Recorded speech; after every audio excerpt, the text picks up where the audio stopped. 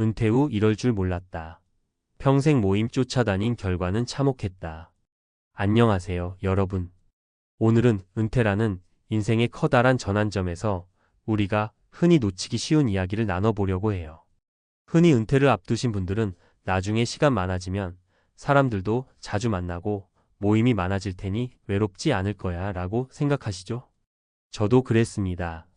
주변 친구들과 지인들, 각종 단체 모임이나 동창회, 심지어 인터넷 카페 번개 모임까지 평생 이 모임 저 모임 쫓아다니면 은퇴 후에도 든든한 인맥이 남아있을 거라고 생각했어요.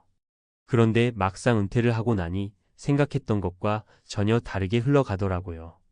모임은 많았는데 정작 은퇴 후 내가 진짜 힘들 때 곁에 있어줄 사람은 찾기 어렵고 또 내가 하고 싶은 일이나 관심 분야가 없어 허탈해지는 순간도 많았습니다. 그래서 오늘은 저와 주변에서 들은 생생한 사례들을 바탕으로 평생 모임에만 집중하다가 은퇴 후 겪은 참혹한 결과를 솔직히 나눠보고자 해요.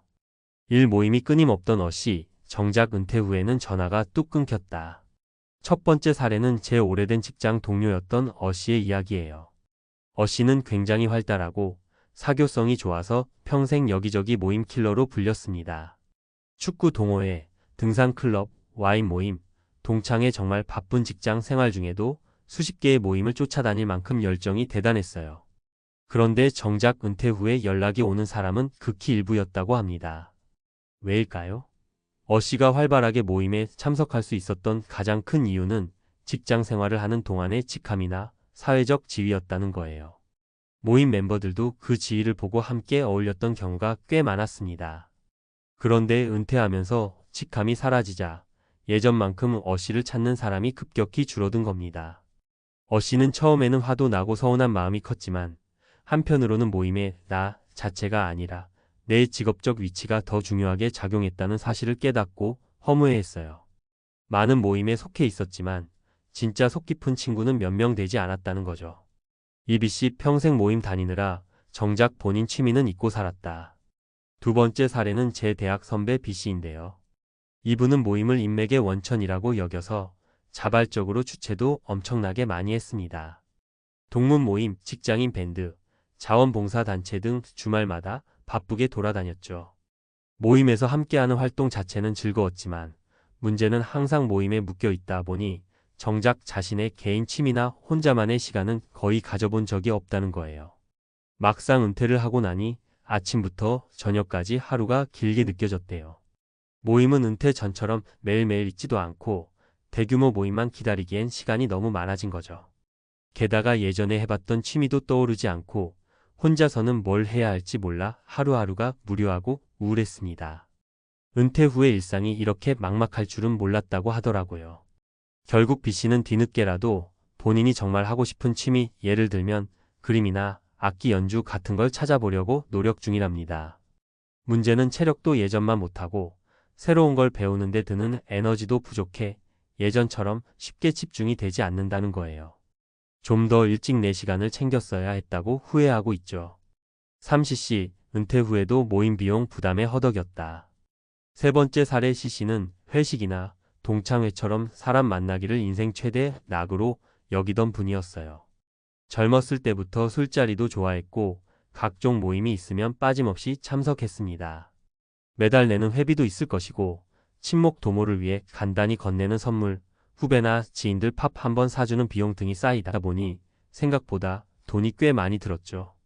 그런데 현역 시절에는 월급이 꼬박꼬박 나오니 이런 지출이 크게 부담스럽지 않았습니다.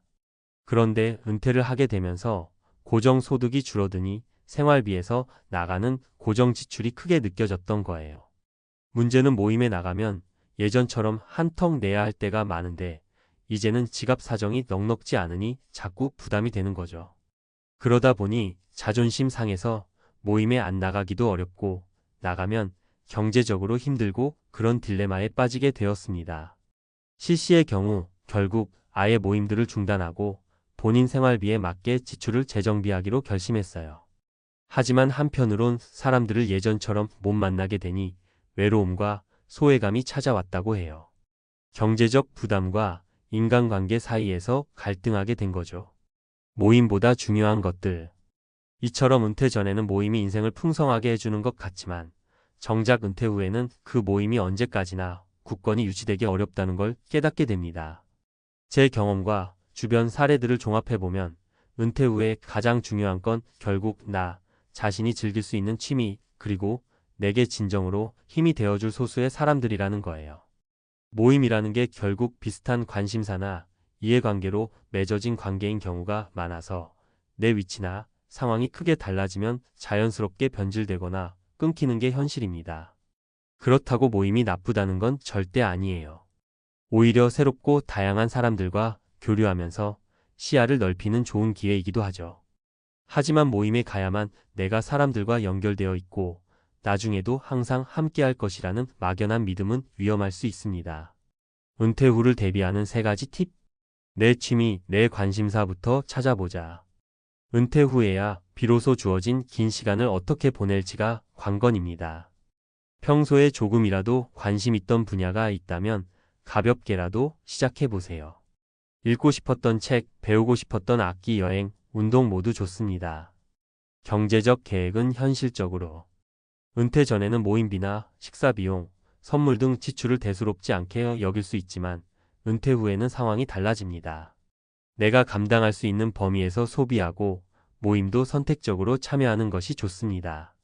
그래야 오히려 오래도록 경제적, 정신적 건강을 유지하면서 사람들을 만날 수 있어요. 소수의 진정한 친구 관계를 공고히. 다수의 모임도 좋지만 은퇴 후 나를 진심으로 응원해주고 내가 어려울 때 힘이 되어줄 소수의 가까운 사람들을 더 소중히 여기세요.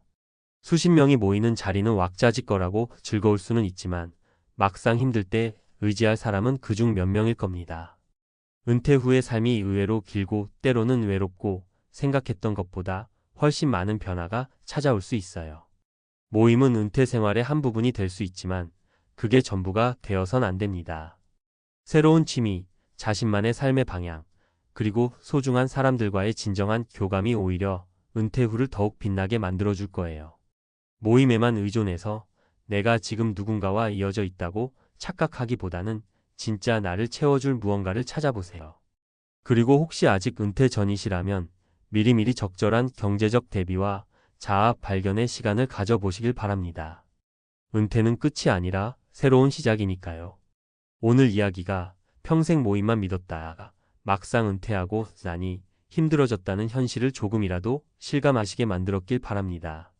저 역시 이런 경험과 주변 사례들을 통해 큰 깨달음을 얻었어요. 결국 은퇴 후 삶의 키워드는 나에게 집중하기, 지속 가능한 경제 계획, 진정한 인연 찾기가 아닐까 싶습니다.